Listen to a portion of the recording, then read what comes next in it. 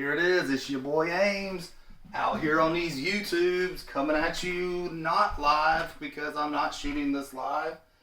But I am here to hopefully start your morning well. Hopefully you are opening this as I sent it out this morning, and you get to lay in bed and watch a video and hear me tell my amazingly good jokes. You might learn something a little bit today. You can go out for the rest of your day and teach somebody else what you learned. But it's good to be here with you guys this morning.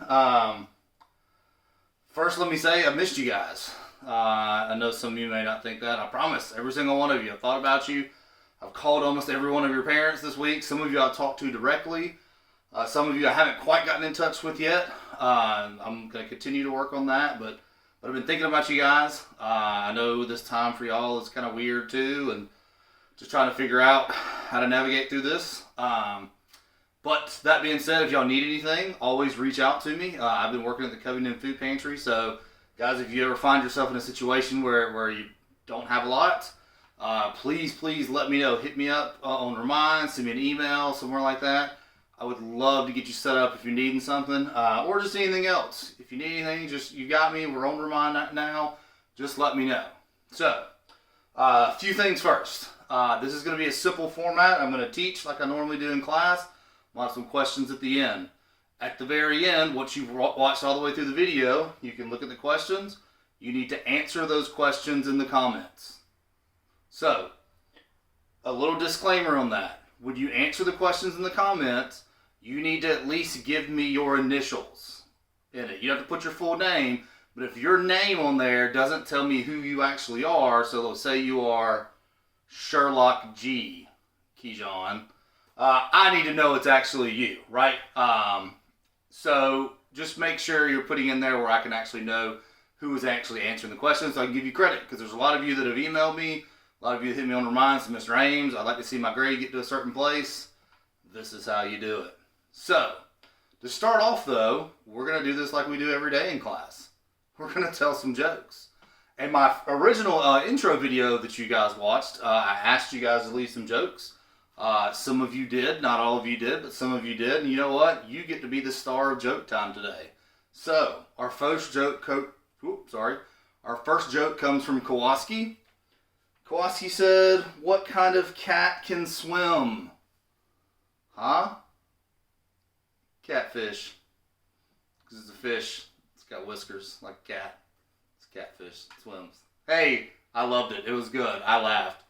Next comes from Kendall. Bless your heart, Kendall. Is this a dad joke? I don't know if it's a dad joke or a pickup line, but is your name Ranch because you be dressing? I think that's slang I don't know, but I'm going to say that's funny. And then the final one comes from Terrence. Why aren't dogs afraid of trees? Because trees are all bark and no bite. Because like dogs bark, but they don't. But they can bite, but trees can't bite. Trees don't bite. That's what. Hey, so guys, when we last left off, we were in the 60s, and so what we're going to try and do is start from here and get all the way through to modern day by the time we get to the end of this year. So, ride with me. Remember, we were right at the Civil Rights Movement. We had introduced President Kennedy. Then we got rid of President Kennedy. Left the building quickly, and we talked about who was behind that assassination. Still don't really know. But we were moving into the Civil Rights Movement now, and I hate that I'm having to teach it via this because I know you're going to have a lot of questions, and if you do have those questions, put them in the comments. Hit me on Remind. Guys, I'm going to try and cover as much as I can. Being that testing is canceled, I can cover a little bit more, but I don't want to make a 30-minute long video. So I'm hitting some of the high points. So today we're going to talk about some events and some organizations. And on Wednesday's video, we're going to talk about some of the key people. So today, like I said, we're talking about civil rights organizations.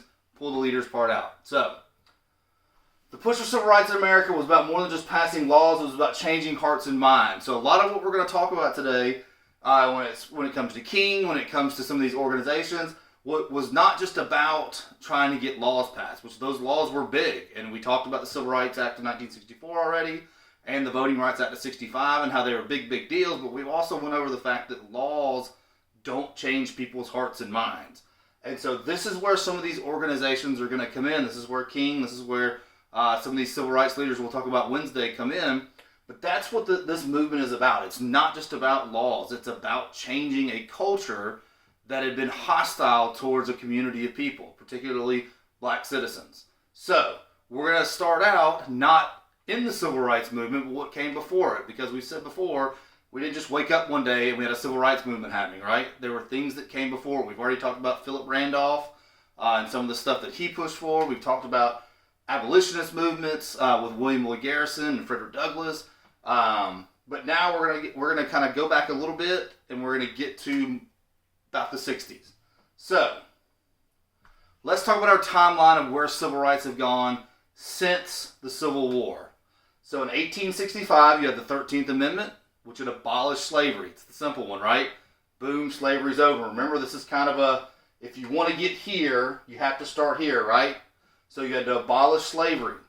Next came the 14th Amendment. The 14th Amendment just said you've got full black citizens, former slaves, have full citizenship and equal representation. Remember what that meant was equal representation means that the Constitution now applies not only to white citizens but also to black citizens, because black former slaves are now citizens. And then the final one was the right to vote. And we know that there were groups like the Freedmen's Bureau that came in and tried to help out with that. To help some of these former slaves start new lives. But we also know that not everything was sunny and perfect, because almost immediately what began being passed what were called black codes. Now remember, black codes are those precursors to Jim Crow laws, but black codes were just laws that would keep black and white citizens from marrying. It wouldn't allow black citizens to serve on juries. They were basically, again, they were early segregation Jim Crow type laws. Ones that might remember the vagrancy laws, the ones that if you couldn't show that you had a job, then they would take you, put you in jail, and make you work for somebody for free, which was essentially putting people back into slavery. So pretty quickly, we start off pretty hot during that period of Reconstruction after the war, but then quickly it starts to get bad. And by 1877, Reconstruction had fully ended. Remember, that was that bad compromise where Republicans kind of sold out freed slaves so that they could win an election. And so Rutherford B. Hayes became president, but remember, he removed the troops from the South. And after that, all the freedoms that black citizens had won, all the elected positions that they had been voted into, all that was now gone with the end of Reconstruction, which brought into a new era called the Jim Crow era. Remember, Jim Crow laws, kind of like black codes, although they were a little more sinister, these laws were meant to intimidate, to segregate, to disenfranchise black citizens. These were laws aimed directly at newly freed black citizens. They wanted to intimidate. They wanted to scare. These laws were meant to scare people. They were meant to segregate. Now remember that we talked about Plessy versus Ferguson, how this idea that the government could have separate things for black and white citizens as long as they were equal. But we all know, while they might have been separate, they were never equal. And also to disenfranchise black citizens. Remember, to enfranchise or to disenfranchise involves the idea of voting. And so this is where poll taxes come in, literacy tests, that kind of stuff. So immediately you go into this era where laws are being passed to take away rights for black citizens. Lynching became more commonplace during this period. About 5,000 people were lynched, usually, and we're going to get a little bit more into this when we talk about riots. This just meant that people were taken. Sometimes they were accused of crimes, sometimes they weren't. But they were taken by usually white mobs and either hung, shot, killed. Basically, it was vigilantism, even though there was usually no crime ever committed. Now, again, the number we put is 5,000.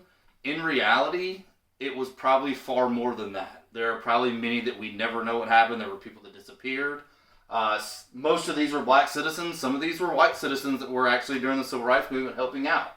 But again, these were meant to, just like the KKK when we talked about during Reconstruction, they were meant to put fear into people. These were cowards who wanted to put fear into people's hearts. But this is also when racial stereotypes became embedded in American culture.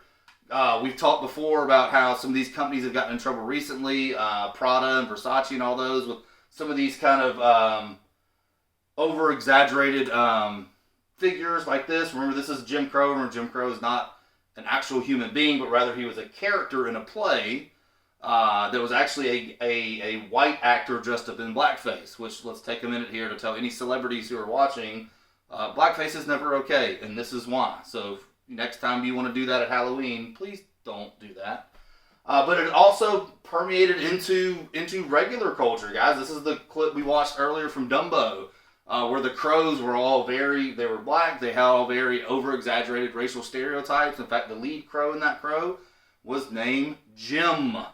But this is during this era, is kind of when you saw these stereotypes. It sometimes might be the black character with the overly dark skin and the giant ears or the giant red lips. That's where this comes from. This is that Jim Crow era of racial stereotypes. But it wasn't just about racial stereotypes. It was also about terror that had been put into hearts of black citizens. So let's talk about riots for a minute. So we're going to talk about 3 riots really quick before we jump into civil rights organizations. But the first riot we're talking about is the Springfield Race Riot in 1908. It left 16 dead. It left black-owned homes and businesses destroyed by a white mob of 5,000 people. The Atlanta race riots were in 1906. I have no idea why I put one before the other, or the wrong one first, but sorry, we're doing this in one take. 25 were dead, thousands in property and business damage over 2 days. What this and the other riot we're going to have in common looks like, or what it has in common, is what you kind of see here in these newspapers. You see men are being accused, clubs are the cause of frequent assaults. You can see an attempt to assault Miss Mary Chafin near Sugar Creek Bridge. Guys, a lot of times what these riots were based off of is that white women would accuse black men of attacking them or assaulting them or raping them or something like that without any kind of trial. White mobs would form, and they would literally go into black communities and murder, beat, and burn things to the ground. We call them riots, but a lot of times they were more like massacres because these people were defenseless. They didn't have the same resources that their white neighbors had, and so a lot of times these became more massacres. A big part of that too is destroying not only families, not only lives, but also businesses. Same thing with the Springfield Race Riot and the Atlanta Race Riots. Sometimes they lasted more than 1 day. The big one we're going to talk about, and this is the reason I pull it up, is because this one was kind of pushed almost under history for a while, is the Tulsa Riot, or also known as the Greenwood Massacre in 1921. And again, it was over accusations of a young black man assaulting a white female elevator operator.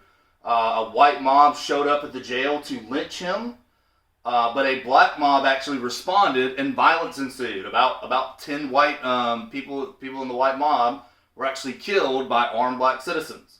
After that, the white mobs pushed into the black neighborhoods known as Greenwood and began an attack that killed between an estimated 150 to 300 black citizens. Now, again, this is one of those things where it says 150 to 300. It was probably far more than that. We are almost 100% sure it was probably somewhere closer to 1,000 to 1,500. Again, we don't have the official tally because a lot of official records weren't kept. But we know this number was probably pretty low. But again, just like in all these, there was a common goal. And this was common to the Jim Crow era and of lynching, that these things started from usually black men being accused of crimes that they were never convicted of. This is a judgment without any sort of trial or jury. And as we saw, and we're going to look at Emmett Till on Wednesday, most times they were almost nothing at all. And in fact, most times they were absolutely nothing at all. So one of the big difference between, not the big difference, but one thing that sets Tulsa apart was Tulsa had been home to something called Black Wall Street. Now, pre-riot, Black Wall Street had become the largest concentration of black wealth and black-owned businesses in the United States. It was the largest. This is the largest business community of black-owned businesses, homes. There had been a thriving business community in Tulsa, Oklahoma. The problem is that riots don't often just take lives, they also take property. Fires were set, bombs were actually dropped. Private citizens, and it's accused that some of the local government or police may have went up in planes and literally firebombed the Greenwood section of the city. And in the end, 38 square blocks of the black-owned section of the city were destroyed. Here's Tulsa right here. If If you look at this green area right in here, an entire section of the city was burnt almost to the ground. This left 10,000 people homeless. It left $35 million worth of property damage. It was a terrorizing agent. So as you see, coming up into the 20s, 30s, 40s, 50s, we've talked about some stuff that will move racial reconciliation forward, like the integration of the military, but in reality, there had been a lot of pushback as well. And this is where these organizations we talk about today are going to come into play as they push for not only legislation, but also for equal rights and so that black citizens are seen on a more equal footing in American society. So the first organization we talk about is the NAACP. You've probably heard about it before, the National Association for the Advancement of Colored People. Actually, you've heard about it before because we've taught it before. Remember, it was founded by W.E.B. Du Bois, Ida B. Wells, Mary Ovington, and Moorfield Story. Two of these people were white, Ovington and Story. W.E.B. Du Bois and Ida B. Wells was black. Remember, Ida B. Wells was one of those muckraking journalists who shone a light on lynching. That was what she did. She was a reporter who reported on lynching in the South. So again, the NAACP was litigation oriented. By litigation, we mean they took things to court. If they saw a law that a southern state passed that they thought was illegal discrimination against black citizens, they challenged that law in court. If someone was accused of a crime or sometimes even convicted of a crime they didn't commit and they know it's because they had an all-white jury or they weren't allowed to testify, these are the cases they would take on. They were involved with protest, but largely the NAACP was a litigation organization. They would come in, they would fight to get laws changed. This is where we get Rosa Parks from. Rosa Parks, remember, was a longtime member of the NAACP, and she was the one that sparked the Montgomery bus boycotts in 1955 when she refused to move to the back of a bus when a white citizen asked for her seat. So the other group is the next group is the Southern Christian Leadership Conference. You will know this one as this is the one that King helped found and was president of. It was formed out of the Montgomery bus boycotts in 1955. Remember the Montgomery bus boycotts, like we said with Rosa Parks, were just the boycotts when Rosa Parks was arrested. Then within days, black citizens had organized and had said, you know what, if this is what you're going to do, then we're just not going to ride your buses. Remember, guys, we talked about that before when it comes to the American Revolution, when it comes to certain issues going on. One of the best ways to get somebody's attention is to not give them money. Once you hit somebody in their pocket, they start to change things. And that's what happened. They had an early victory in the Montgomery bus boycotts because pretty quickly Montgomery said, fine, we'll go back on it. Now the big difference between the NAACP and this group and the next group I'm talking about is that while they did involve some litigation, these were the guys who were involved more with protests. They were the ones doing marches. These were the ones doing sit-ins, all that kind of stuff. So what they wanted to do, this SCLC, was harness the power of local wealthy black leaders and churches. They said, look, we've got to organize black leaders and black churches, which is black churches where a lot of these movements were born out of, as most of these men we're talking about were all pastors. We've got to harness that power. We've got to organize. We've got to make sure that all the ones in the community are on the same side. So they filed lawsuits, they organized protests and marches, and registered people to vote. Again, black citizens were allowed to vote, but a lot of times they were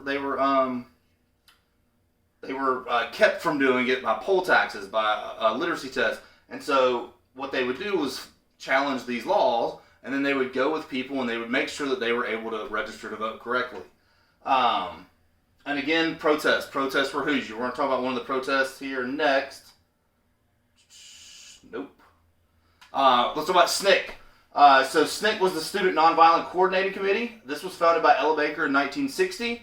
It organized students specifically to challenge segregation policies. They were the ones that led the freedom rides, the sit-ins. Remember, the freedom rides were basically where students would go.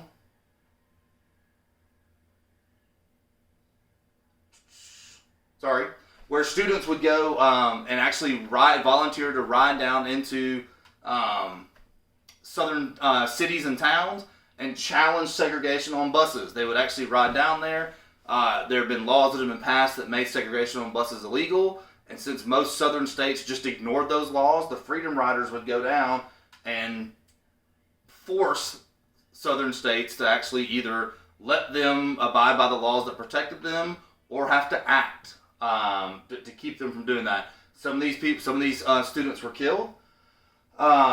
They also were the ones involved with sit-ins. We're talking about a movie towards the end if you want a really good picture of how a sit-in was, but this was the lunch counters where you would go, and since a lot of lunch counters or a lot of restaurants would have both black and white sections. Remember, that's what they would call. They wouldn't usually call them black sections. That's where they would have the colored sections, what they would call them. But they would actually go into those sections sometimes at the counters and sit and ask to be served. When they refused to get up, sometimes they were beaten, they were punched, they were arrested, they were humiliated in front of people. All this culminated in Freedom Summer in 1963. This was their big push for voter registration. Again, these were students. They were all about getting people to register to vote. Again, one of the big difference between the SCLC, which we talked about just a minute ago, and the Student Nonviolent Coordinating Committee is this word right here, students. Where we talked about the SCLC was more of wealthy businessmen, churches, that kind of stuff. The SNCC was actually an organization using students. Guys, people your age, 17, 18, 19, 20 years old. One of their founders, John Lewis, was actually a man who I think he left to join the civil rights movement and start working with them at the age of 16. So again, these were kids. These were either recently graduated high school students or college students that would go in and actually fully engage in these kind of protest actions, these non-violent, which is again what kind of separates the NAACP, the Southern Christian Leadership Conference, and SNCC from another one we're going to talk about. They were all involved with non-violent protests, and we're going to get more into that when we talk about King, because he was kind of one of the driving forces with that. But it's just this idea of they were going to protest without committing any acts of violence. So both these groups were huge in the march from Selma, Alabama to Montgomery in 1965. This was meant to push President Johnson into introducing a Voting Rights Act. It was actually a series of 3 marches. It wasn't just one. Everyone, and you've seen the previews for the movie or you saw the movie, it wasn't just one march. It was actually 3 marches. The first of these marches was what we call Bloody Sunday. This was the one that got all the attention. During this march, and we'll talk about some of the people involved on Wednesday and kind of get a bigger story and bigger picture. But these protesters were beaten by the police as they started to move across the Edmund Pettus Bridge, which would take them to Montgomery from Selma. Police officers moved in and told them to leave, and threatened to beat them when they didn't. And when they stopped and kneeled to pray, they began beating them in the streets. One of the big issues here, or one of the big things that really hurt these segregated societies in Alabama, this was filmed and aired on national news. People were out there with cameras seeing what was happening. So what they saw on TV was a group of non-violent black protesters simply marching to Montgomery to ask for the right to vote, being beaten in the streets by police officers. Beaten, dogs, water hoses. So again, this was an act of non-violent protest met with violence. Okay? And then our last group we're going to talk about today is... Well, I'm sorry. Let's get back to the second and third marches. My bad. Second and third marches, MLK arrived in Selma to lead the second and third marches that eventually reached Montgomery. So again, they kind of used this as a jumping point to force President Johnson into doing what they wanted to do, which was to pass that Voting Rights Act of 1965. So President Johnson was forced to provide the National Guard as protection at this point. The governor of Alabama at that time, who we were talking about Wednesday, refused to give any protection to these people non-violently and peacefully marching. So the president had to send in the National Guard, otherwise they were going to be beaten by local police again. He also called a joint session of Congress together to pass the Voting Rights Act. So again, all these groups were involved with both litigation retaliation and protest, but the goal was one thing. They were trying to get laws passed that protected the rights of black citizens. Here you see a picture of marching here. You got Martin Luther King, John Lewis. And then finally, we don't normally talk about these guys, but I have a chance, and you've seen them, you've heard of them. That's why I wanted to bring them in and talk about them a little bit. And you can't see the logo. Sorry about that. Let's talk about the Black Panther Party. So the Black Panther Party was born in response to police brutality in Oakland in 1966. So you see, they were kind of almost a uniformed, not military, but like an organized group to provide armed patrols to watch police and protect neighborhoods. So what they did was they would actually, in their place of Oakland and later all over the country, what they wanted to do is they had seen enough police brutality of local police officers persecuting black citizens. They said, well, the one way we're going to get around that is that we are going to observe our Second Amendment rights. So this is where they get kind of a different opinion on them than some of the three groups we talked about before, them being nonviolent. This group, while I'm not going to fully say that they were violent all the time, they did believe that they were going to practice their rights to bear arms, and they were going to protect themselves if provoked. Sometimes this led to armed confrontations where both party members and police were killed and arrested. So there were a number of arrests and deaths that resulted from some of these firefights. What all this did though is it kind of swelled their ranks as they saw these groups kind of both defending what they thought were their neighborhoods and protecting their areas. People said, I'm going to join that. And so they did. Eventually they grew to 68 cities. Not only did they do armed patrols, though, they did a lot of other stuff. They provided literacy programs to teach students to read. They instituted free breakfast programs for students going to school so they could provide breakfast in the morning. They provided health clinics. They actually wanted to invest in their community. But in the end, they kind of have a complicated legacy. So their idea was more of a forceful demand for rights versus that kind of nonviolent protest. So again, I bring them in just to show that like not everybody was, and we talked about leaders the other day, not everybody all went about this the same way. Some went for nonviolent protest, some went for more, and we're not going to use the term violent, although there was some violence involved, but more forceful of actually demanding rights and kind of being more on the lines of if they see something wrong, actually taking that matter into their own hands. So, here comes your response questions. Hopefully we haven't gone too long today. I need these 4 questions answered in complete sentences. 1. What separated the methods of the NAACP and the Southern Christian Leadership Conference and SNCC? So what separated this group and these two groups? What was different about their methods of going about things? One had more emphasis on another. 2. What was one of the major differences between the Southern Christian Leadership Conference and SNCC? It has to do with the types of members they had in their groups. What was the big difference between those two groups?